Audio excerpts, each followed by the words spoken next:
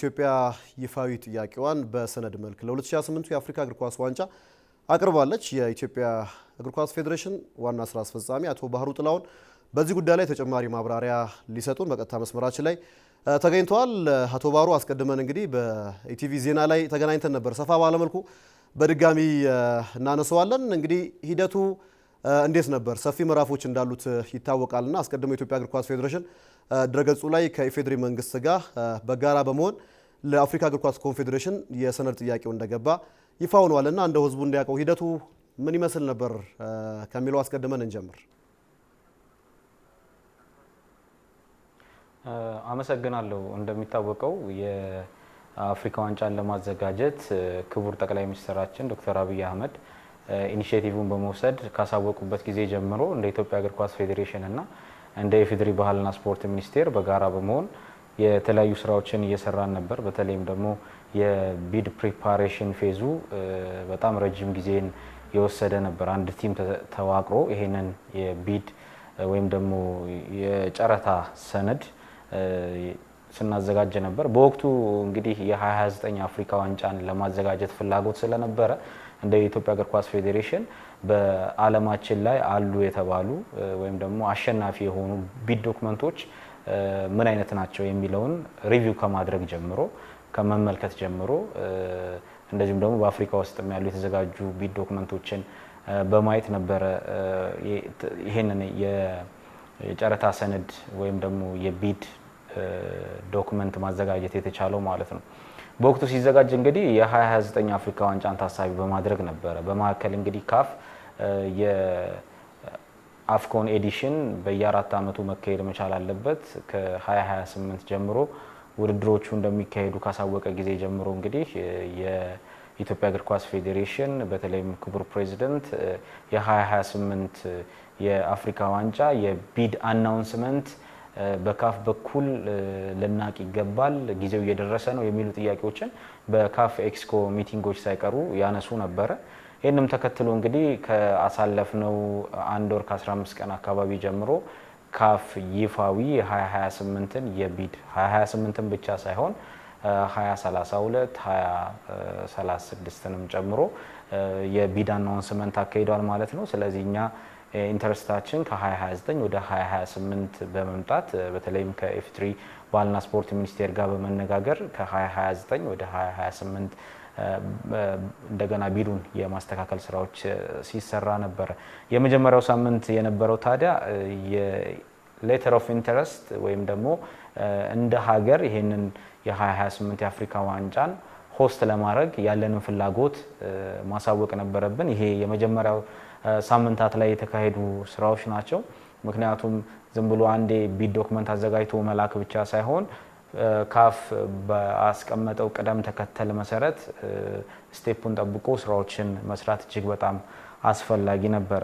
በሁለተኛ ደረጃ ላይ የነበረው ዲያሎግ ፌዝ ነው። የውይይት የምክክር ፌዝ ነው። ያ የነበረው የአፍሪካ ዋንጫን ለማዘጋጀት ፍላጎት ያላቸው ሀገራት በጠቅላላ በዙም ሚቲንግ ውስጥ ውይይቶችን በማድረግ ከማመን ይጠበቃል፣ ምን አይነት ዶክመንቶች ሊዘጋጁ ይገባል የሚለውን ውይይት ማድረግ ተችሏል ማለት ነው። ከአንድም ሁለት ጊዜ የኢትዮጵያ እግር ኳስ ፌዴሬሽን ይሄንን የዲያሎግ ፌዝ አቴንድ ማድረግ ችለናል ማለት ነው። ከዲያሎግ ፌዙ በኋላ ዋነኛው ነገር የቢድ ዶክመንት ፕሪፓሬሽን እና ሰብሚሽን ነው።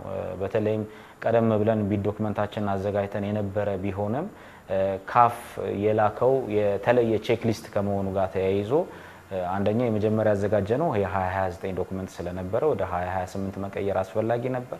ከዛ በተጨማሪም ደግሞ ቢድ ቼክሊስቱ መያያዝ ያለበት ወይም ቴብል ኦፍ ኮንተንቱ ምን አይነት ነው የሚለውን የካፍ የሰጠንን አዲሱን መመሪያና ዶክመንት ተቀብለን ያንን የማስተካከል ስራ አከናውነናል ማለት ነው። እያንዳንዱን ስቴፕ ደግሞ ከኢፌዴሪ ባህልና ስፖርት ሚኒስቴር ጋር ቁጭ ብለን እየተነጋገር የትኛው ፌዝ ላይ ነው የደረስነው፣ አሁን ምን ፌዝ ላይ ደርሰናል የሚለውን አፕዴት እየተደራረግን ይሄንን የቢድ ዶክመንቱ ፋይናላይዝ ሆኗል ማለት ነው። ፋይናላይዝ ከሆነ በኋላ ደግሞ በአኔክስ ከቢድ ዶክመንቶቹ ጋር መካተት የሚገባቸው የተለያዩ ዶክመንቶች አሉ። ለምሳሌ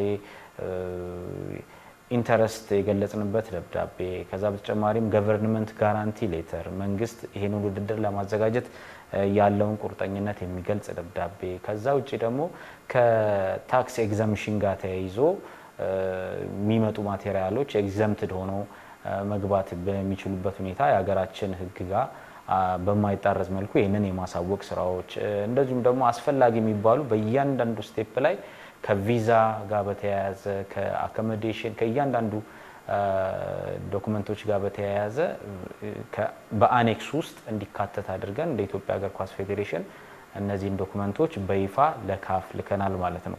እነዚህን ከላክን በኋላ ነው እንግዲህ ይፋ የማድረጉን ስራ እየሰራ ነው። ስለዚህ አሁን ላይ የምንገኘው አራተኛው ፌዝ ነው፣ የኢንስፔክሽን ፌዝ ነው።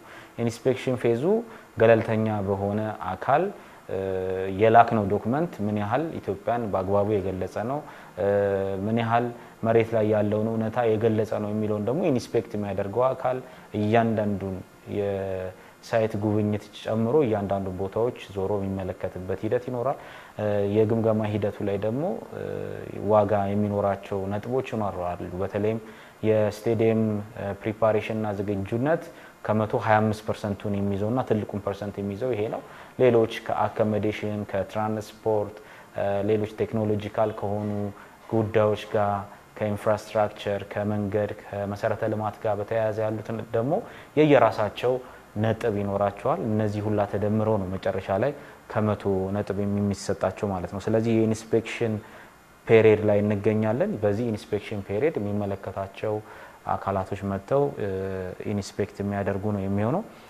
በአምስተኛ ደረጃ ላይ ደግሞ የሚቀመጠው ፌዝ የፕሬዘንቴሽን ፌዝ ወይም ደግሞ ገለጻ የሚደረግበት ይሄ ቢድ ዶክመንት እንደ ዶክመንት ተልኮ የሚቀር ብቻ ሳይሆን ኢትዮጵያም እንደ ኢትዮጵያ ይሄንን ቢድ ዶክመንት ለስራ አስፈጻሚ የካፍ ስራ አስፈጻሚ ኮሚቴ ክሊር የምታደርግበት ወይም ደግሞ የምታስረዳበት ራሱን የቻለ ፌዝ አለ። በአጠቃላይ እነዚህ 12 ሳምንታትን የሚፈጁ ናቸው እነዚህ ስራዎች ማለት ነው። ከ12ኛው ሳምንት በኋላ የካፍ ስራ አስፈጻሚ ኮሚቴ የ2028 የአፍሪካ ዋንጫን እንደዚሁም ደግሞ የ2032 እና የ2036 የአፍሪካ ዋንጫን አስተናጋጅ ሀገራትን ይፋ የሚያደርግ ይሆናል ማለት ነው። ይሄ እንግዲህ የሰነድ ሂደቱ ነው። ለተሳተፉ በሙሉ ትልቅ ምስጋና ይገባቸዋል። አሁን የሜዳዎቻችን ዝግጁነት የቱ ጋ ናቸው የሚለው ነገር ነው እንግዲህ ከዚህ በኋላ የሚጠበቀው። በቅርቡ አንድ መልካም ዜና ሰምተናል። የኢትዮጵያ ብሔራዊ ቡድን እንግዲህ የሜዳ ላይ ጨዋታውን ማድረግ ይጀምራል። በጊዜያዊነትም ቢሆን የባህር ዳር ዓለም አቀፍ ስታዲየም ተዘጋጅቷል። ለዚህ እያለቁ ያሉ ስታዲየሞች አሉ የአዲስ አበባ ስታዲየምን ጨምሮና በዚህ ረገድ የመንግስትስ ቁርጠኝነት አሁን ከሰነዱ ባሻገር ባሉ ምዕራፎች ደግሞ ምን እንጠብቃለን?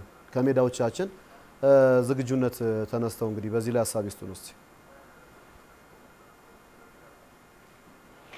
መልካም። እንደሚታወቀው እንግዲህ የአፍሪካ ዋንጫ የአህጉሪቱ ሜጀር ቶርናመንት እንደመሆኑ መጠን ስታዲየሞቻችን በዛ ሌቭል ላይ መገኘት መቻል ይኖርባቸዋል። አሁን የ2028 የአፍሪካ ዋንጫ ላይ የተሳታፊዎች ቁጥርም ከ24 ወደ 28 ከፍ ይላል የሚል ፕሮፖዛል ካፍ ማቅረቡን ተከትሎ የሚያስፈልጉን የስቴዲየሞች ብዛት በአንድ ከፍ ይሉና ወደ 7 ይደርሳሉ ማለት ነው። ስለዚህ እነዚህ ስቴዲየሞች በካፍ በሚፈልገው ስታንዳርድ ላይ መገኘትና መጠናቀቅ መቻል አለባቸው። የስቴዲየሞቹ መገኘትና መጠናቀቅ ብቻ ሳይሆን የልምምድ ሜዳዎቹም በተመሳሳይ የመጫወቻ ሜዳዎቹ ላይ ያሉት ሳሮችን ስታንዳርድ በጠበቀ መልኩ በመለማመጃ ሜዳዎቹም ይህን ነገር ማሟላት መቻል አለባቸው። በእያንዳንዱ የአንድ ስቴዲየም ሊያሟላቸው ከሚገባቸው መሰረታዊ ጉዳዮች መካከል መልበሻ ክፍል፣ የተለያዩ የሚነሱ ነጥቦች እንዳሉ ይታወቃልና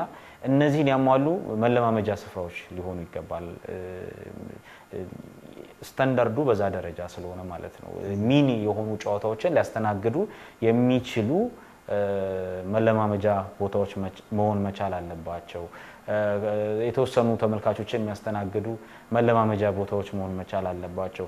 ወደ ስቴዲየሞቹ ደግሞ ስንሄድ ደግሞ የካፍ ሚኒመም ሪኳየርመንትን ሜጀር ቶርናመንቶች ሊያዘጋጅ የሚችል ካታጎሪ 4 አካባቢ የሚደርሰውን የስታንዳርድ ሊያሟሉና በዛ ደረጃ ዌል ኢኩፕድ ሊሆኑ ይገባል ማለት ነው። በዚህ ረገድ ጉድ ቲንግ ባህር ዳር ስቴዲየም፣ የአዲስ አበባ ስቴዲየም፣ የአቃቂ ቃሊቲ ስቴዲየም እነዚህን ስታንዳርዶች አሟልተው እየተሰሩ የሚገኙበት ሂደት ላይ ነው የሚገኙት። ሌሎችም ደግሞ ስቴዲየሞች እና አርባ ምንጭን ሌሎች እና ሐዋሳን ብንመለከት እነዚህን ስታንዳርዶች ተከትለው መሰራት መቻል ይኖርባቸዋል። ያንን ደግሞ በቶሎ አሟልተው ይሄን የአፍሪካ ዋንጫ ማስተናገድ የምንችልበት አቅም ላይ መገኘት መቻል ይኖርብናል እና ስለዚህ ኮሚትመንቱ ከዚህ ቀደም ከነበረው እጅጉን በእጥፍ የጨመረ ሊሆን ይገባል። ኦልሬዲ አሁን ቢድ ዶክመንቱን አስገብተናል፣ ልናዘጋጅ ዝግጁ ነን ብለናል። በዚህ ረገድ ደግሞ የሚመለከታቸው አካላቶች አስፈላጊ የሚባሉ ግብአቶችን አስፈላጊ የሚባለውን የስራ መማሪያና ክትትል ማድረግ መቻል ይኖርባቸዋል ማለት ነው። መልካም አቶ ባህሩ ያው በናፍቆት ይጠበቃል። ከዚህ ቀደም 3 መስተንግዶች ነበሯት በታሪክ የአራተኛ ነውና ለእግር ኳስ ልማታችንም ትልቅ አስተዋጽኦ ይኖረዋል። ምናልባት የኢትዮጵያ ተፎካካሪዎች ምን አይነት ፉክክር ይጠብቃታል ኢትዮጵያ?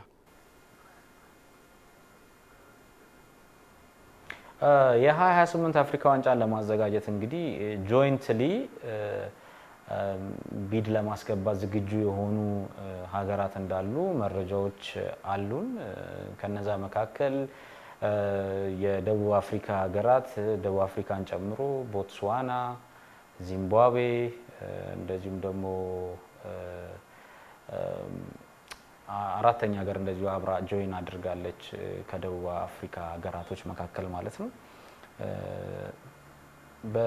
እንደዚሁም ደግሞ ወደ ሰሜን አፍሪካው ደግሞ ስንመለከት ግብጽም ተመሳሳይ ኢንተረስትና ፍላጎት እንዳላት መረጃዎች አሉን። እንግዲህ ከቢዱ ጋር ተያይዞ እነማን አስገቡ ፋይናል የሚለውን ሰሚሽኑን ካፍ ባረጋገጠ ጊዜ እነማን አስገብተዋል የሚባለውን ነገር በደንብ የምናውቀው ነው የሚሆነው ማለት ነው።